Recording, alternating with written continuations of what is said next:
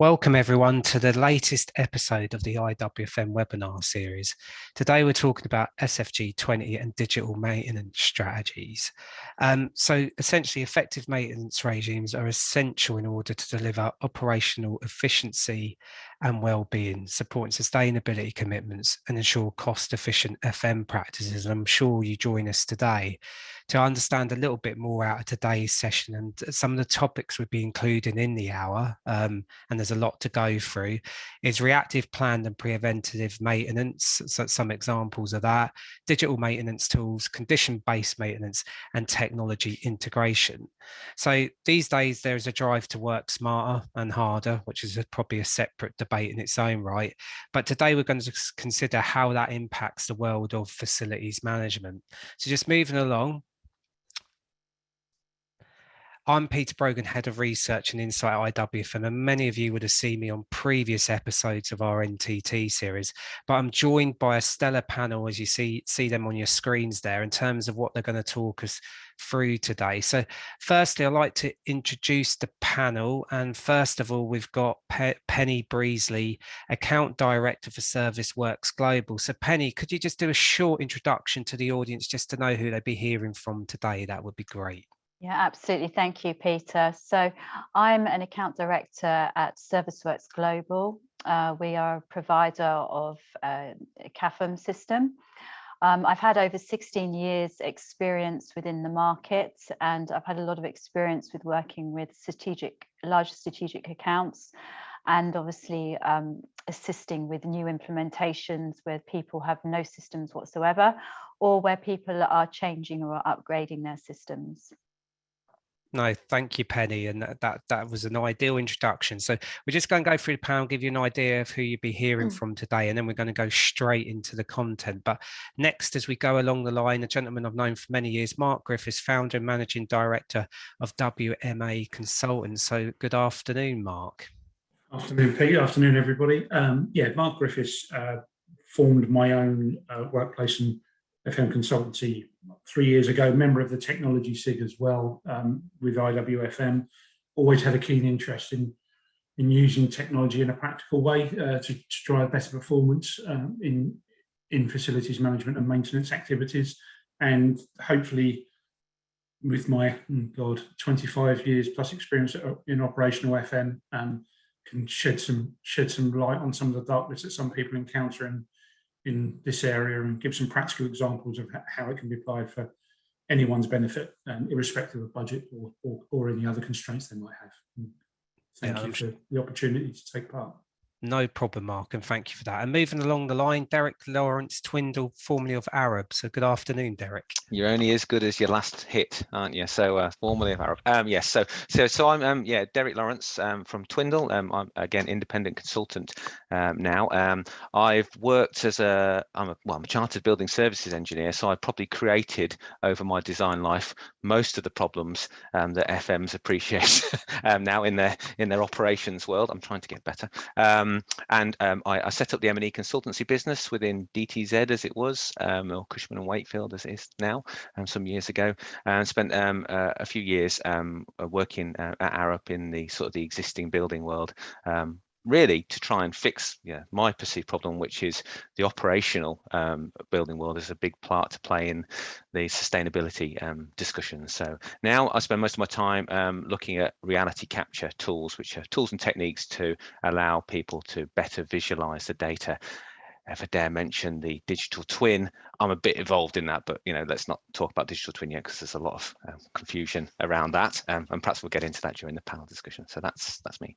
I mean, may well do, but thank you for that, Derek. And last but not least, we've got Steve Tompkins, Head of Business Development, SFG20 Visa Group. So good afternoon to yourself, Steve.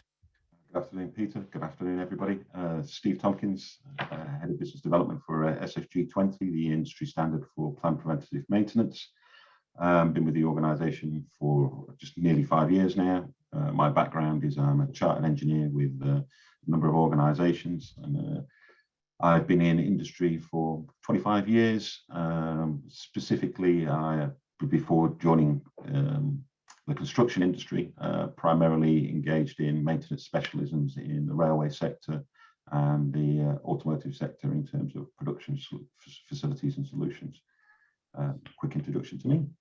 No, thank you, Steve. And there you go, audience. You've met the panel now. So what I would encourage throughout before we do commence right into the content is send your questions through using the Q&A function. I will take the questions as we go along. We have got a dedicated Q&A section on today's episode. So again, we can cover that as we go along. As my screen indicates there, today's webinar is supported by our IWFM Technology SIG, which we have a couple of members from the panel from that SIG today, and obviously from BESA, where we've got Steve from the Building Engineering Service Association. As you can see there, just a reminder, we do have a LinkedIn group for our own IWFM Technology group, and the industry standard for building maintenance specifications can be found there on that website link. But again, the slides will be made available after today's episode, so please do not worry about that.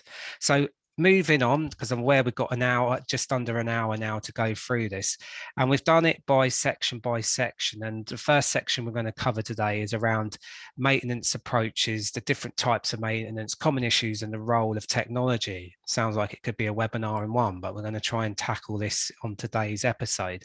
But before we get to the panelists, and this is where I need you to help me and keep this as interactive as possible in this format, is to just get involved in a poll. So we have a couple of polls today on today's episode, and we're going to kick off with a poll. So if we can launch the poll. The first poll today, to get your views as a talking point, is which of the following form part of your future digital maintenance strategy? So this is multiple choice. You can see the options there: condition-based maintenance, right through to, as Derek mentioned earlier, about BIM, digital twins. It'd just be interesting to see early on what your digital maintenance strategy is, and then we can go to the panel for some of the views on the results. So I'll just give you few moments to complete the poll and see what your feedback is. There's quite a good registration number of people on our webinars as always, so I'm just going to leave it a little bit longer. As I say, it's multiple choice. And if we close the poll, the result should come up, and there you go. So based on our short poll, you can see that the main answer that came out there was improved use of FM software systems, followed by condition-based maintenance, and in third place, predictive maintenance at 47%. Obviously, you've got BIM digital twins down there at 19%. So I don't know, from the panelists' point of view, is there anyone that wants to come in with some observations on the poll itself? As there surprises there? Is there anything that does surprise you, or was it to be expected? So I don't know who wants to kick off on that one. I'm happy to start. I think it does demonstrate that obviously we're moving in a situation where, specifically on the FM software systems, we are seeing a lot more integration and reuse of information. And I think that's becoming more and more prolific within the industry sector. I think we're moving away from, or hopefully moving away from, spreadsheets and bits of paper that we're potentially using to work out what we are doing and how we are applying different maintenance strategies. And I think, well, when you generally see within the industry sector, condition-based maintenance is becoming more and more prevalent. More so because the price point in terms of the technology has shifted significantly down. So there are opportunities in terms of improving maintenance operations and continuity of building services. Is there any comments from anyone else in terms of what the poll indicates from our audience and their current understanding or views? I would actually agree with what Steve has just said. As from a point of view of an FM software provider, we have seen, quite a large increase in people wanting to improve the use of systems. It's not just a system that people are putting in and it's ticking away in the background. It's really getting the usability from that. And again, it makes perfect sense with the condition and preventative based maintenance, because in the long run, you maintain your buildings and your assets, and that maintains the cost and the effectiveness and the life cycle of those assets. So I would agree with what the poll is showing. I wonder too whether and not, this is my reading into it, but I wonder too whether that's an acknowledgement that, whilst we talk about these other things like digital twin and BIM, is there a sort of a known, like, well, we just need to do better with what we've got? Do we need to just make more of the tools and systems we're using? Do we use our our CAFM systems as well as we should? Do we know how to really exploit what we've got? Because that's already paid for, so it should be used better, right? I don't know. That was my interpretation of it. And anything to add, Mark, from what you see there? Some of those points we'll go into about the importance of technology, which I think is linked to particularly some areas. But any observations on the poll? I think there's just an increase. We're seeing an increased demand for data and people understanding what that data does. And I think the point was made by both Steve and Penny. The affordability of the tools to help you interrogate that data now at a much lower price point, and that helps everybody. And I think, and I noticed there's a question in the Q&A about BIM and digital twins, and I think they're a long way from being embraced by the industry as a whole at the moment. My personal view is they will need to be in some form or another. We'll come on to net zero and other things later on, no doubt. But the whole piece around how you get that data together and how you improve the life cycle of your assets and optimize their performance, whilst also maintaining an optimal building, because with the return to the workplace now, most organisations are a lot more discerning about what they want, and you can only really start to drive that by understanding the quality data you've got and sifting that away from some of the more mundane data and making that work for you as an organisation and a business. So yeah, I think the poll definitely reflects that. I think if we were doing this poll in a few years' time, I do think that digital twins in some form or another will be higher up the percentage brackets, but there's a long way to go yet before they're embraced. That's great. And Steve, you kicked up the observations of the poll, but I'd be intrigued just to get your viewpoint as it was some of the top markings in terms of ratings on the poll around the advantages of predictive maintenance versus reactive, and how predictive maintenance can work alongside, PPM, can work alongside some of the condition-based maintenance and predictive maintenance. So really linking to some of the options there. Just be interested to see how this actually could, the advantages and I guess the disadvantages as well, which I'm sure some of our audiences need to hear about that. Yeah. It's interesting because I don't think there's any one single approach that you would necessarily apply across an estate. It's a blended approach, and in terms of moving from a reactive-based sort of maintenance philosophy, by the nature of the term, in terms of planned maintenance, you're removing some of the issues in terms of having to respond to incidents or non-availability of assets. You have service interruption, and then you obviously have the issues around resource planning, resources that are associated with the maintenance that you need to remediate. And then if you move over to the other side in terms of the planned maintenance and the predictive maintenance, this is the other side of the equation in terms of where you are looking at the balance and the approach in terms of the resources that you're going to need, the components that you're potentially going to need. You can do the planning aspect around it in terms of making sure you've got the window of opportunity to perform maintenance when it's running, whether it's routine or whether it's an opportunity maintenance, so you don't interrupt the design intent of the function or the building that's being performed. I think with condition-based maintenance becoming more and more prevalent in terms of its application based on the price point that we discussed, there's opportunity in terms of being able to optimize maintenance in certain areas. There's always this area of return of investment and what you potentially get for applying condition-based maintenance, and the benefits that you can potentially see in terms of reducing labor or optimizing your labor. But then there's always this balanced approach about with the application of condition-based maintenance, until you've got a reasonable statistical base or set of information, how do you plan resources around that? So I see the application of different maintenance strategies being blended in terms of maybe planned preventative maintenance in terms of a defined strategy as a baseline, and then progressively the application of condition-based maintenance can be incorporated on top of that to remove aspects such as inspections. If you're continuously monitoring an asset, it may negate the fact that you need to do inspections in some particular areas, but then you've always got that challenge in terms of the balance of, well, if you've got a number of assets within a particular area, how are you balancing out your resources to optimize it for logistics and all of those other factors? And I think with the application of condition-based maintenance in conjunction with planned preventative maintenance, or even substitute for planned preventative maintenance, you do get a more realized situation where you can start looking at things like the optimization and running of these particular assets in terms of making sure that they are operating efficiently at their optimum and to their original design intent.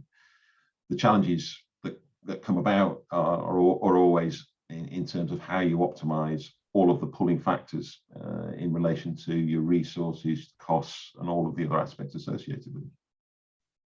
No, thank you, Steve. And we've got a couple of questions coming through. Again, today's episode is definitely going to keep me on my toes as a host, because there's a lot of comments coming through and questions. So the kind viewers, listeners that have sent you questions through, I probably will take them at the end of this section. So as promised, I'm going to take them because they do relate to some of the points.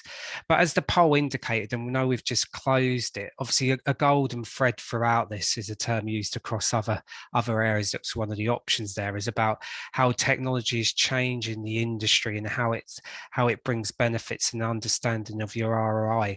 Penny, if I come to you, obviously from your background and currently where you work, how much is the influence change in tech and the understanding on the return on investment? It'd be interesting just to get your viewpoint of what benefits that actually brings. Yeah, I mean, we're seeing huge change. I mean, obviously everything is about, what the return of investment will be. But we have seen over the last few years, enormous leaps forward in the way that technology is perceived, the detail that the technology will go into. A lot of functionality has expanded, and this has been pretty much perceived across all the main industry types as well. So we're not just seeing in one area or a handful of industries. We are seeing this across multiple sectors.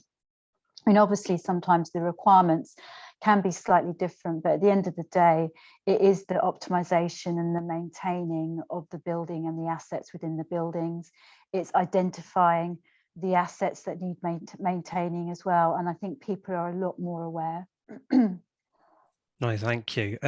Anything to add to that, panelists, in terms of it sounds an obvious point about the role of tech, but are you seeing that the benefits and the return on investment becoming more and more to the fore? So Mark, I'm probably looking at yourself to that one.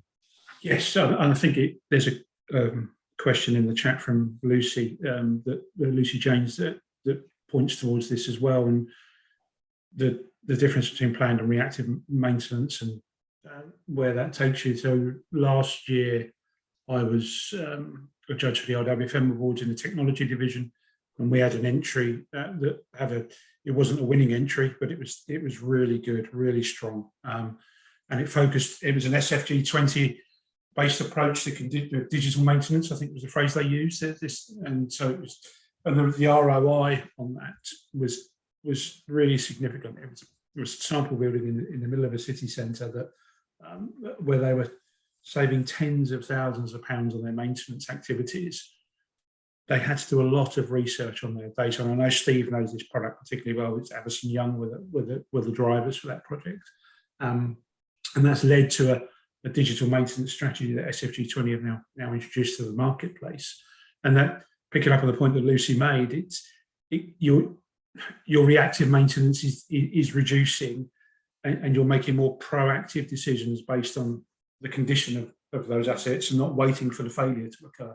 And it's the proof of the pudding is always driven by the data, and you've got to have that good quality data we were talking about earlier to drive it. But it's definitely being adopted, and with the reduction in the cost of technology now, the ROI is much more evident and giving much better business outcomes for organisations.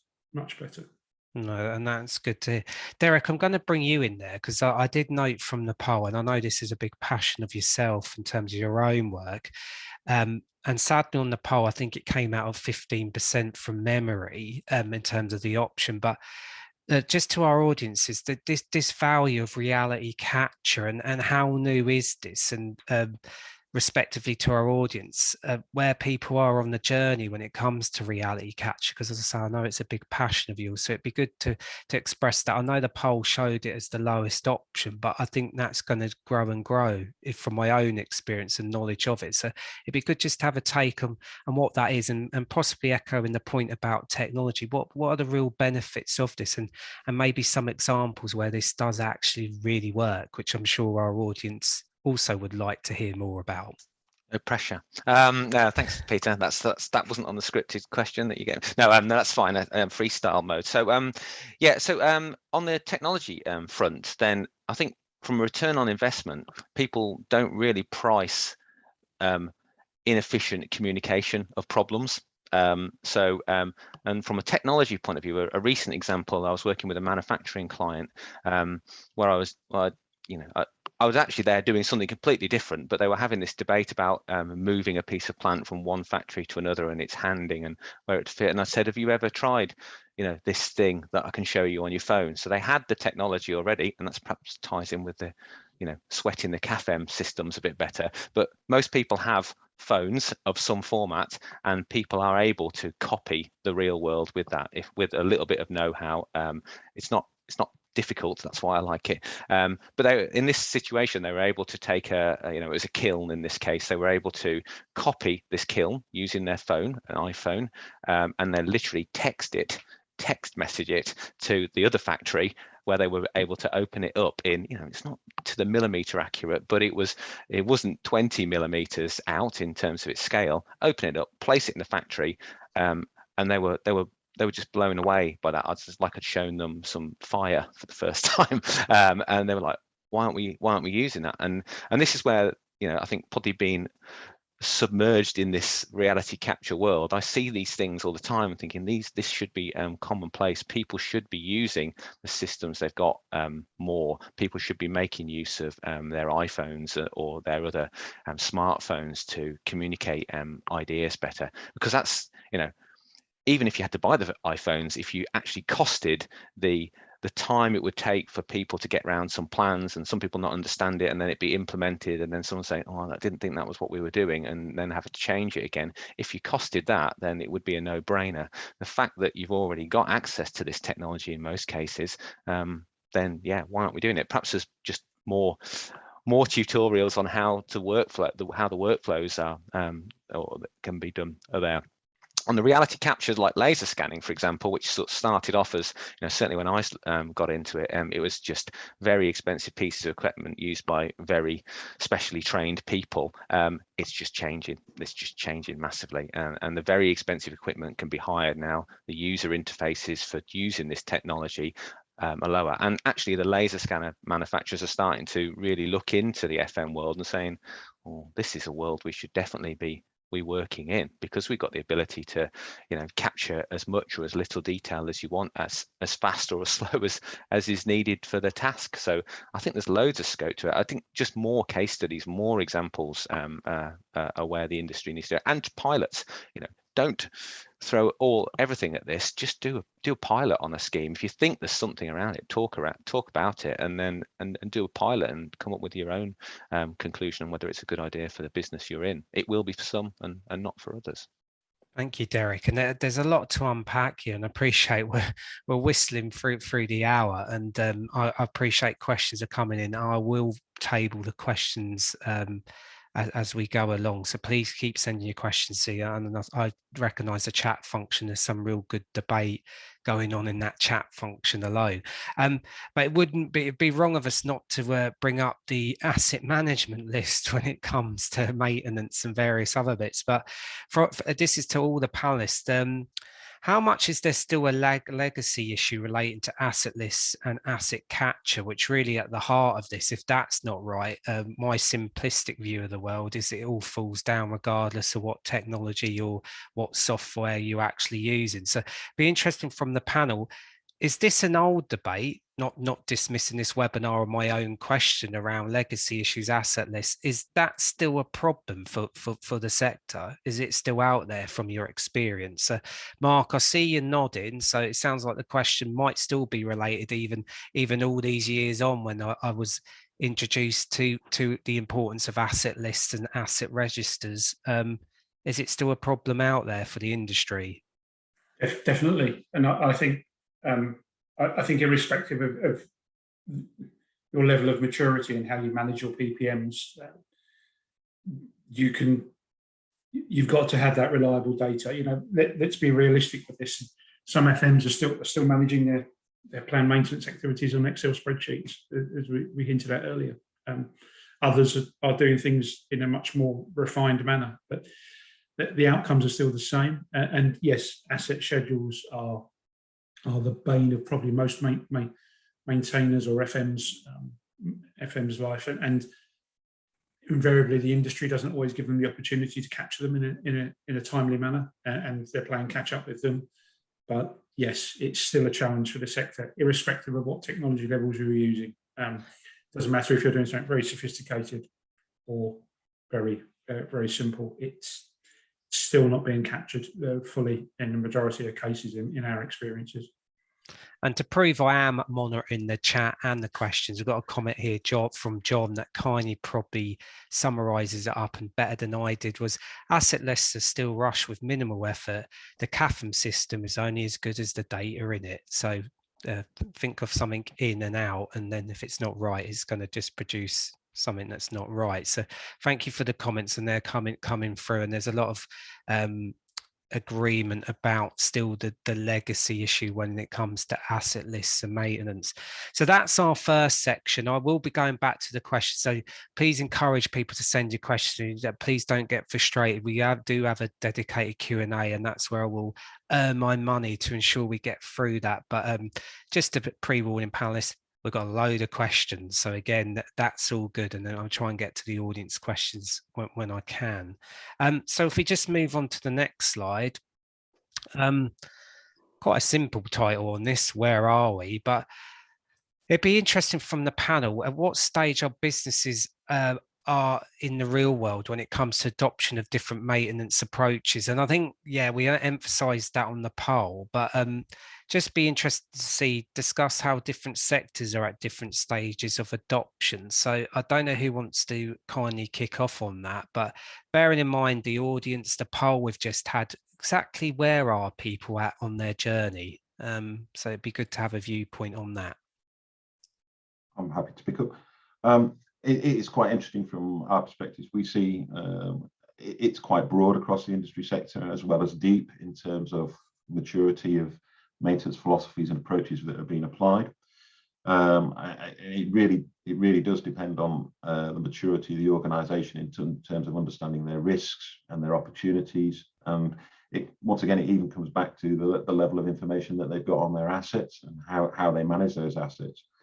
I think it's diverse across the sector. I think you will come across individuals or organisations that are still working on paper-based systems and legacy systems to a certain extent. I think the challenge within the industry sector still remains it's a very tight margin in terms of operating and making profit, and the challenge is always where best to put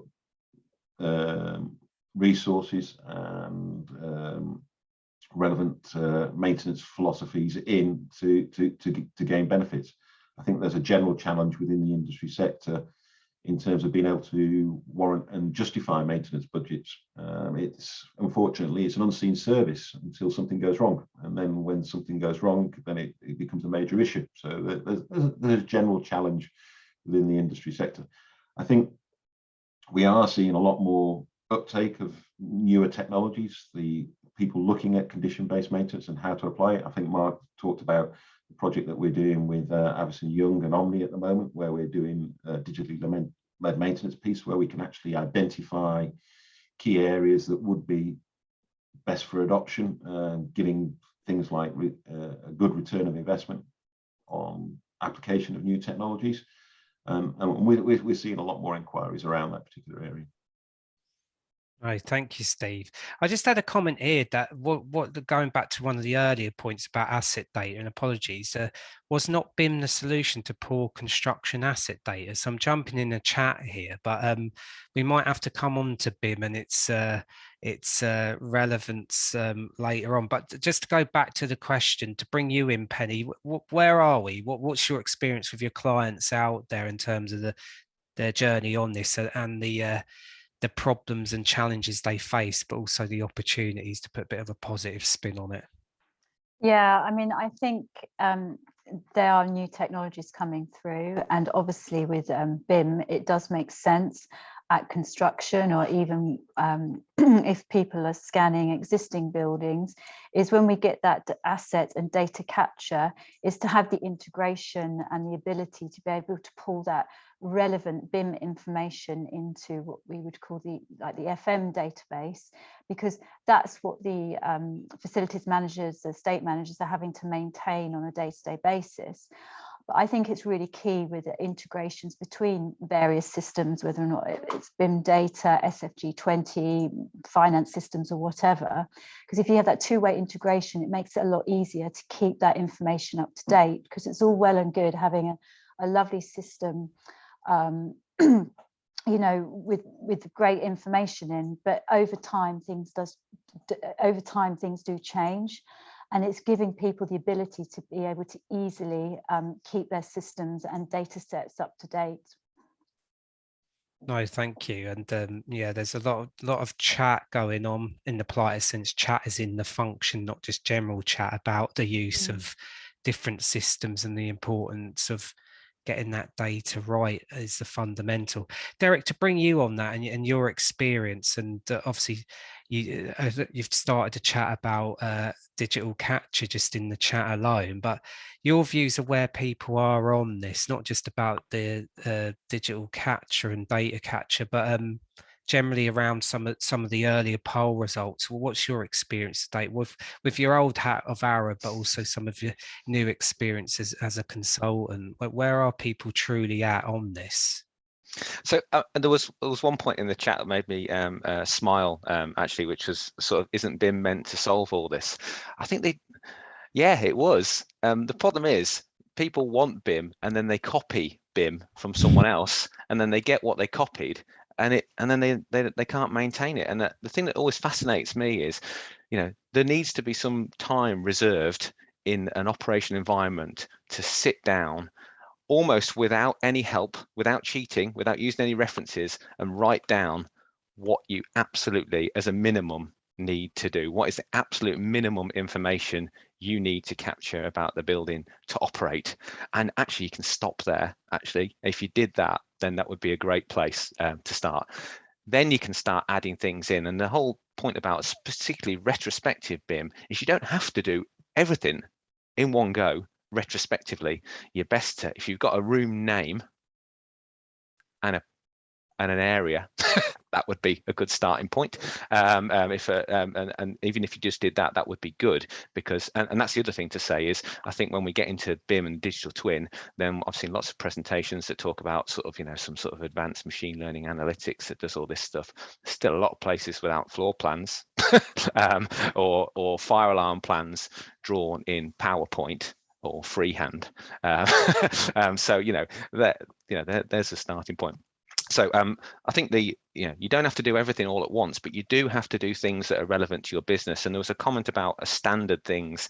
I'd love to see a standard list of things, but I'd say you shouldn't look at the standard list of things until you've done it as a free thinking brainstorming. What do we need to know to absolutely run this building? By all means, use an SFG nudge to pick up on your go to jail compliance items. There would be a list of things that should be in there to start with, but don't go mad. And as a designer, perhaps part of the problem with this, when when I look at buildings with no knowledge how to operate them as a designer, I can list all the things that are good about any piece of equipment, and I think I'll just put that in. That's good. We can put that in. We can get the contractor to put it in, and then when it arrives at FM, then it's just over the top, or it's just wrong. They're missing other important things because that consultation hasn't been done. So I'd urge all your organizations to really just sit down and just think for your business what you actually use. It's almost like this thing they do with houses where you put a sticker on it and something in your house, and if you don't move it for 6 months you have to throw it away. It's almost like you need to almost do that with your asset management processes and your lists of assets you maintain, because don't overcomplicate what you're doing. And I'm loving your comments there, Derek, but also some of the live comments that come in the chat of people agreeing and disagreeing. So examples there of people implying that they recently took a project where BIM data and it was completely unusable. Comments about how we educate. A challenge for us as an institute that we have to educate people more on the benefits of BIM, and that's something we try to do and will continue to do. So yeah, monitoring the chat as we go along, but a lot of comments coming through, and that's valuable as well on today's episode. But like many things, aware of time, and with time is of the essence. So I'm just going to move on to the next slide, where we're going to look at that dreaded, and Steve, you used the word earlier, risk, about the element of risk and being risk averse. So we have got a poll for this, and if we can launch the poll. So that's where I want to just bring the audience back in, and you are being very interactive today, particularly on the chat, and keep sending your questions through. But there's a multiple choice poll here again. What are the drivers for optimized maintenance at your organization? Health, safety, well-being, energy efficiency, cost, resource efficiency, working patterns, improved use of digital methods, and operational availability and service continuity. Now, as you're filling that in, and I'll give you a moment to fill that in, to allow times, Steve, I'm going to bring you in here about what role does risk play when defining your maintenance strategy, and it'd be very good to just bring the SFG20 into this, of how that looks at the best approach when it comes to this word that sends shivers down most people's spines when they use the word risk. Thank you, Peter. Yeah, I think it's the key defining element in terms of understanding what the impact of failure of building an asset or an element within the building has ultimately to your business or the business service that you provide.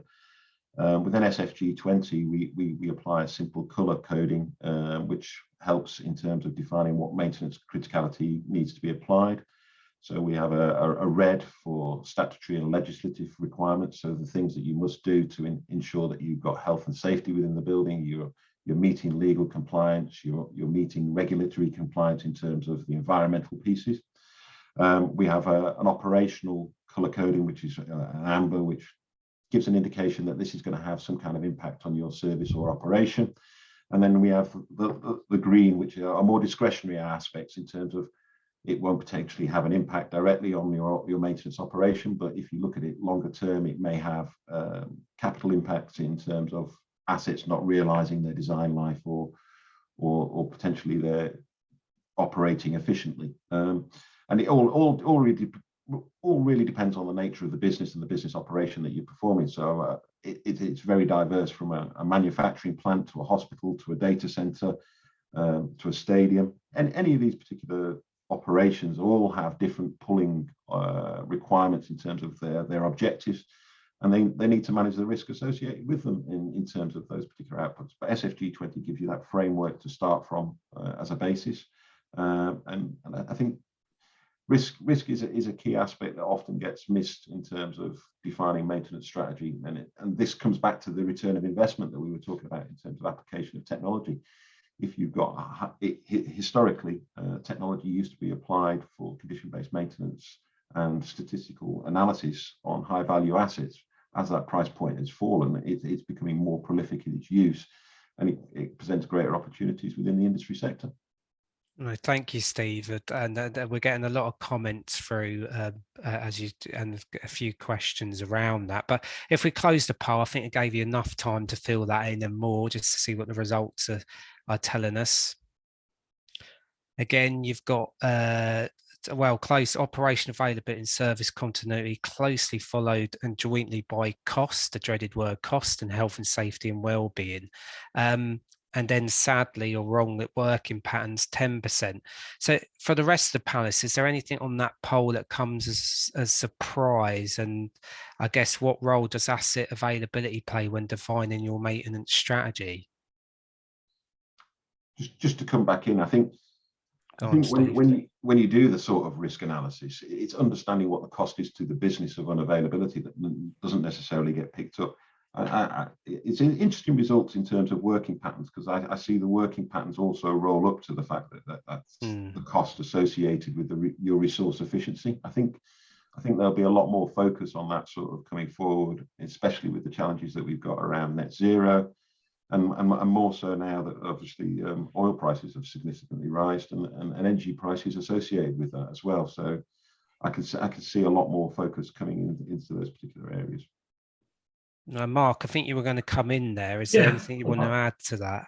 I think a lot of the challenges we face in terms of risk, compliance is going to continue to be the key focus for every organisation. Derek touched on that earlier, and I think that's one of the real value adds of what SFG20 brings. I think there's a bit of an urban myth about SFG20 and how flexible it isn't when it actually is, and I think people FMs and organisations need to be more risk aware rather than risk averse, because then they can make informed decisions. And I think that's what the sector struggles with at the moment. There's a lot out there that can really help make very well informed decisions for organisations that will help them optimise their running costs, the quality of the facility that they're operating, whether it's an office block, whether it's a leisure facility, whether it's an airport, whether it's a whatever type of building it may be. But there needs to be a very joined up strategic conversation about what those drivers are, because if you haven't got that, the FMs are working in splendid isolation, and you've got to be very clear about what those requirements are, how you're going to drive them, and what that business, what that organisation wants as outcomes. No, thank you. And anything to add to that, Penny, Derek, and what the results are telling us? I think then this is perhaps naivety, but the surprise to me is I had a discussion about sort of the cost element of maintenance with someone the other day, and it was on a large estate, and the maintenance cost, or the value of the maintenance piece of the work was, there's never enough money for maintenance, is there? But it was quite borderline on whether there was enough money for maintenance, and the way they dealt with service continuity was, if it all went wrong, then the emergency disaster recovery fund would provide some money into maintenance, and then they would be able to do it. But maintenance weren't allowed to spend it up until the disaster, which it seems like a sort of quite a cavalier approach to doing it. And is that because there's just not a belief that it does cost this much to operate and maintain a building? Do you need something scary like a risk or a claim to be able to exercise more money from the business to properly maintain the buildings?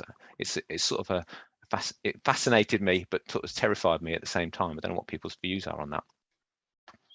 Yeah, I think that's coming out in the chat, and some of the questions we've got linking to the sustainability debate in particular that's come through, which is key. And the cost was always going to be up there, but continuity and obviously the health, safety and well-being that brings obviously some of the legal requirements that have come into the comment. This should have been an option on this. So I think moving along with keeping us on track. Again, there's a focus on risk, and as Steve articulated at the start of this section, the SFG20 does focus on that as well in terms of how you combat that as a business. So just if we can move along,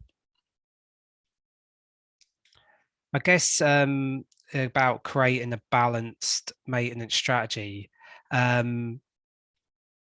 I guess, how can businesses get started on their maintenance journey and adopt new approaches? So as it indicates there, I guess this is a bit of a give back for the panelists, to the audience. How can you actually get started on this journey, tying in with adopting some of these new approaches? So is there any views from any of the panelists, how some of the viewers, listeners are at different ends of the journey? I appreciate different spectrums, but any words of advice or wisdom you could give individuals? So I don't know who wants to kick off on that one. Let's take it again. I think it, like you say, it depends on where you are on your journey. If you are in a situation where you are very much doing corrective maintenance, I think you need to quickly move to a planned preventative maintenance regime, because you're going to get into a legacy issue of continually having this iterative cycle of trying to fight for resources and elements associated with sustaining that kind of maintenance philosophy. I think putting, and maybe this is seen as a bias, but putting a structured planned preventative maintenance regime is your foundation. It's the foundation that you can build on, whereby you can start actually seeing and planning your resources, understanding the costs associated with that, and presenting a proper business case in terms of how you apply that. That then leads to an opportunity in terms of how you apply new technologies to improve on that and identify the areas with the risk that we've been talking about in terms of the risk analysis, in terms of seeking opportunities where you can actually improve your operation, be it from a resource or a cost position to an energy efficiency sort of position in terms of optimizing the utilization of your equipment and the resources around that. Thank you, Steve. Any words of wisdom to add to that, Penny? Yeah, I think a really key thing that I've seen over the years is to be really clear what you want to achieve at the end of the day, because that's the driver to where the concentration and time needs to be spent. I've seen, many a situation where the initial objective, whether or not they're coming from a compliance and sustainability, reduced cost, or whatever angle people are coming from, if that focus, loses its path or its track, again, it can create more of work and effort for people at the end of the day, and they're not necessarily getting out of it what they want. So I'd say absolutely be clear on what you want your end goal to be and what you want to achieve.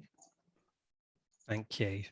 Anything to add from the other panelists before I go to question time on this?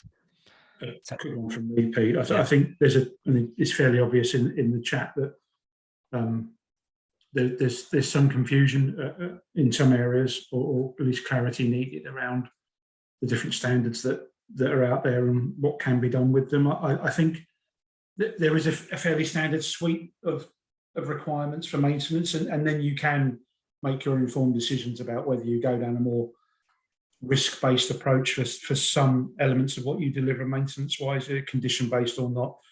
You're never going to go to a fully condition-based maintenance strategy, because you will have statutory and mandatory tasks that you will need to deliver that just cannot be avoided unless you're being really cavalier with your approach to what you do. And I think you're going to have to follow those kind of health and safety driven legislative requirements, and then be more flexible and more informed about the decisions you make elsewhere. But SFG20, somebody's pointed out in the chat, CIBSE Guide M is also a good complement to that. Those documents, condition-based maintenance approaches that are published by other organisations, those three, or as BISRIA as the other organisation, those three elements can really help you make some informed decisions about where you go. But the FMs and those businesses, those organisations that are making those decisions need to be very clear about what they want to do and how they want to achieve it. Thank you. Don't be fooled to think that there aren't options available to you, because there are.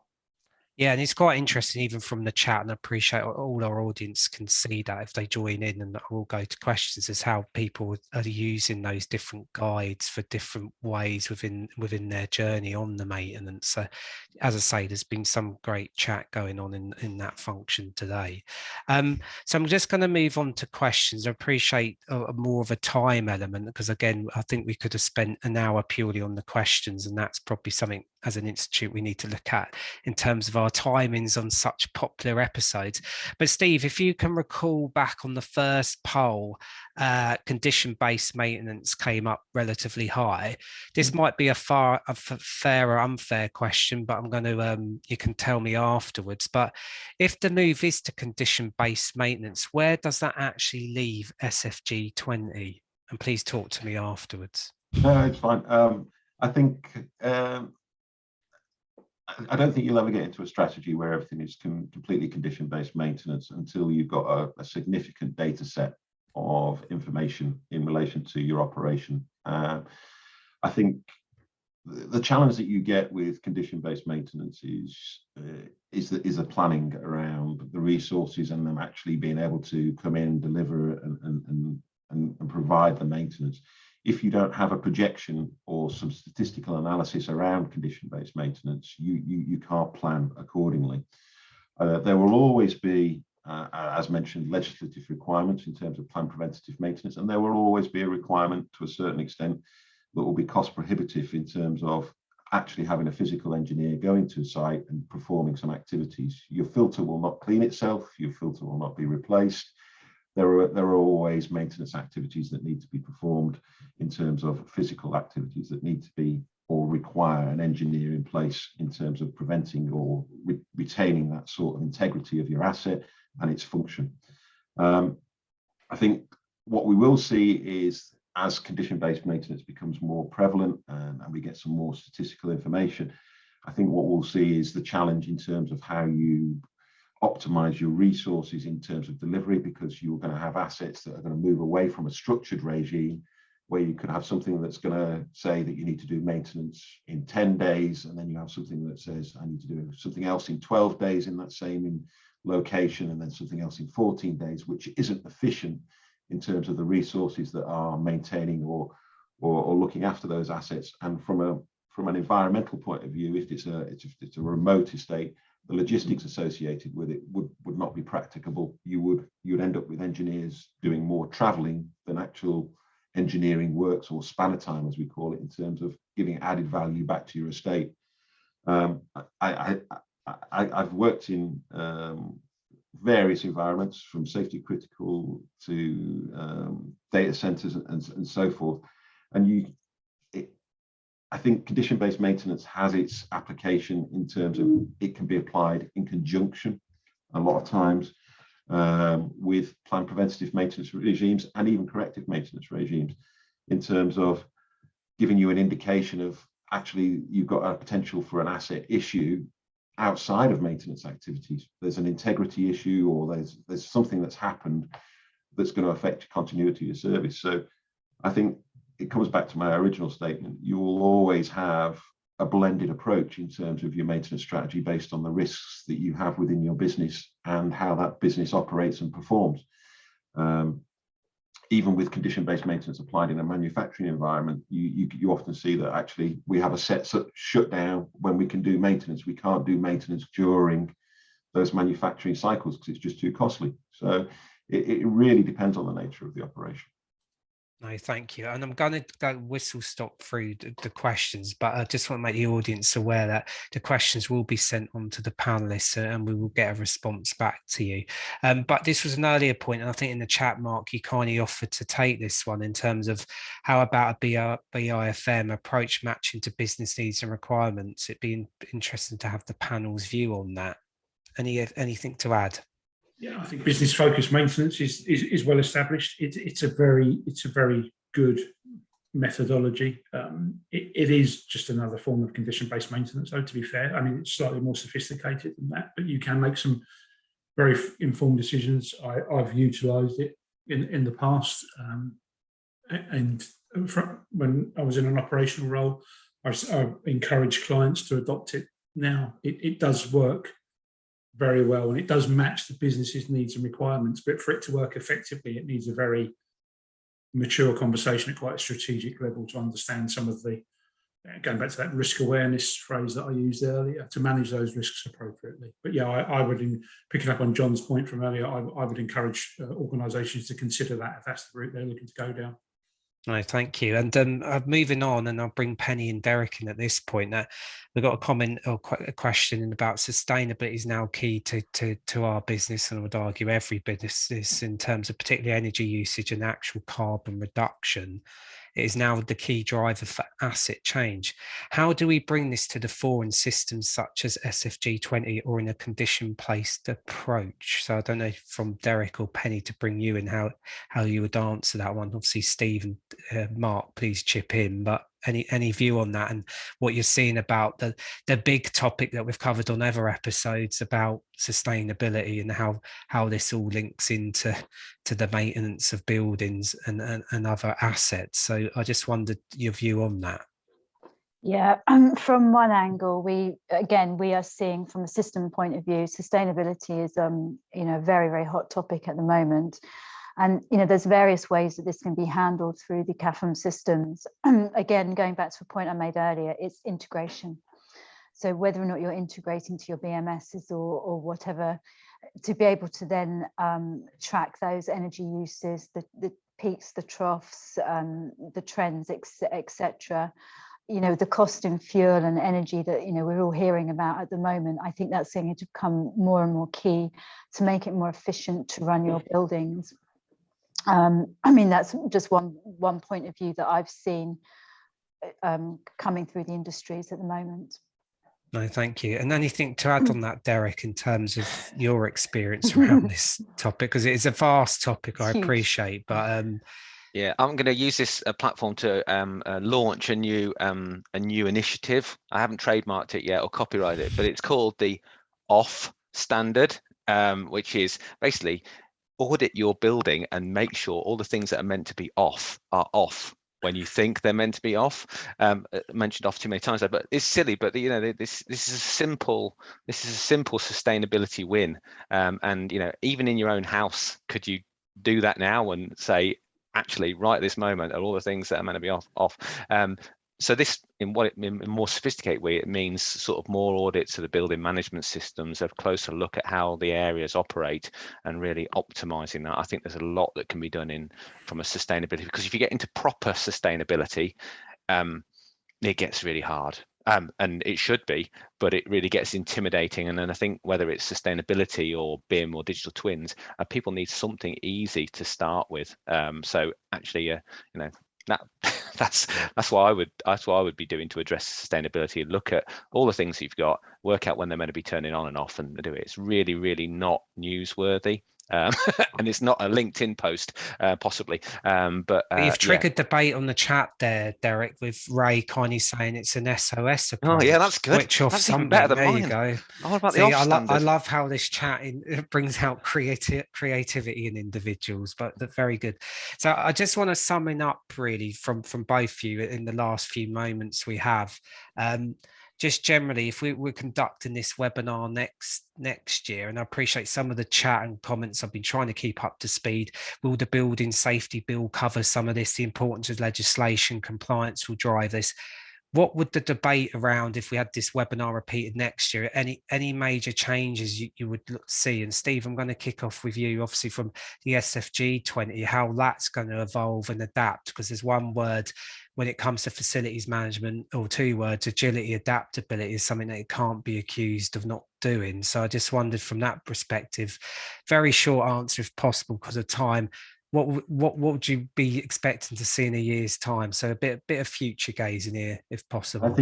I think it's really interesting looking at the chat in terms of a lot of the topics that we covered. I really wish we had some more time to sort of address it, but I think with the building safety bill, that's a key area for the industry sector. A lot of the challenges that we've had within the industry sector is we're probably not as regulated as a lot of other industry sectors, and that's driven the requirements in a lot of industry sectors to be a lot more robust. Where I see us in a year's time, I could see there will be a requirement to digitize a lot of data, or ensure that a lot of the data that we have on our estates is managed in an adequate way. And I think this will also help in terms of driving things like efficiency, making sure that assets are maintained so they operate efficiently, they realize their design life. specifically around net zero coming in and the targets associated with that. I can see a lot of challenges in the short term in terms of the cost to digitize a lot of this information, but I'm hoping that there will be solutions that will present themselves in order to help the industry sector in terms of moving forward.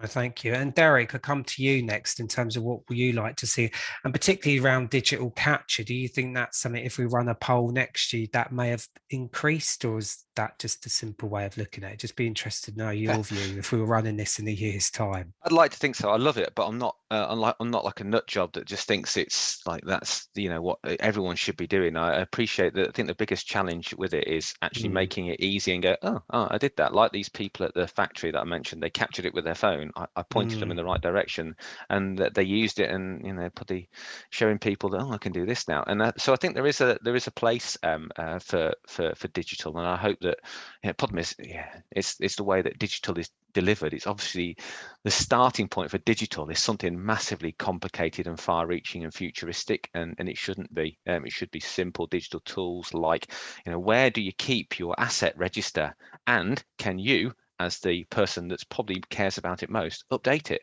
Or do you need to get someone else in to update it? Little things like that need to be addressed from my point of view. I think the changes between now and next year will be, we're all going to be a bit more interested in turning thing off, SOS, like it, switch off something very good. And trademark Ray Copeland. I think the energy prices are going to force us down this route. It's been, and I cynically said a number of years ago, sort of energy needs to get more expensive. I didn't want to put people into fuel poverty, but we need to care about it a bit more. And I think when money gets involved, then and we will, and we'll have to think more about it. No, thank you. And I'm aware some people are leaving. I know it's to the hour, but we're just going to slightly go over. It wasn't because I was talking, was it? No, it was great. It was all the SOS debate, which I hope isn't just the only. But Penny, if I come to you next, obviously a company such as SWG that's evolved over the years and will continue to. What's your view if we were running this webinar next year? What's some of the challenges or opportunities we may be discussing? I think there'll be a lot of discussions around standardization. Ways of being able to help enable people to run their buildings more efficiently. Again, very much is going to be based down onto the cost. And I think more and more, maybe as Derek alluded, the digitization might be a bit slower, but I think definitely people using technology to be able to capture asset information, corrective maintenance regimes, etc. And also, I think more and more moving out to mobile technology as well. No, thank you. And last but not least, Mark, if we were having this debate with your vast experience within the industry, as you mentioned from the outset, what would the debate be in a year's time from what you've heard from other panelists? That's the nicest way I've ever been told I've been old before, Pete, but thanks for that. No, I think the key thing that's not going to go away is the whole challenge around sustainability and net zero. And I think the points that were made earlier about the building safety bill and everything else, albeit that's been slightly, in my personal opinion, fudged in the latest iteration that's going through Parliament at the moment, because there's not going to be an individual with that overall responsibility. There'll just be a group of, or a heading. I think net zero is going to be the key driver, and that's going to, I think, really reinforce the need for much more digital tools to manage the data. And I think that's really going to drive what we need to do. I mean, I've said about this on numerous events I've been at in the past. With the whole net zero challenge we've got, I think I'm right in saying that the UK Green Building Council estimate that 80% of current building stock will still be standing in 2050. And if you look at the government's targets about net zero, that's a lot of assets that need to be updated, upgraded, changed, replaced in lots of areas in the UK. And you're not going to be in a place to do that in a very scientific manner if you haven't got good quality data. So I think joining the dots with all these different systems and having a common way, standard way of doing it, as was said earlier by Penny, is really going to drive that, I think. Yeah, and I think some of the points raised here today, the evolving world of technology, software, the different digital technologies, but still fundamentally that importance of collecting the data and the asset register list, which may be viewed back to basics, but was amplified on the chat function for those that didn't monitor it, that it's still a problem out there. So there is a challenge for us as an institute to tackle that, as well as some of the other bodies' guidance, such as BSAs, to really bring that to our members and show where that help and guidance is. But at this point, I want to say thank you to the listeners, viewers, for sending your questions in. Apologies for time. We could have dedicated a whole hour to the questions. It's been a very popular episode, this one, and one that will be continued, no doubt, because of the nature of the importance of maintenance and how that's changing, whether it's legislation, techniques, technology. Hopefully we've touched upon some of that today. But at this point, I want to say a massive thank you to Penny, Steve, Derek and Mark in terms of your contributions today. I know there was a lot to go through, and thank you to the audience for getting involved in the polls. I just have a couple of closing out slides. Today's CPD numbers on the screen there, so those that monitor their CPD accounts, please register today. Just to remind viewers, listeners, the recording will be available, so please cascade to colleagues and clients that couldn't make today's episode.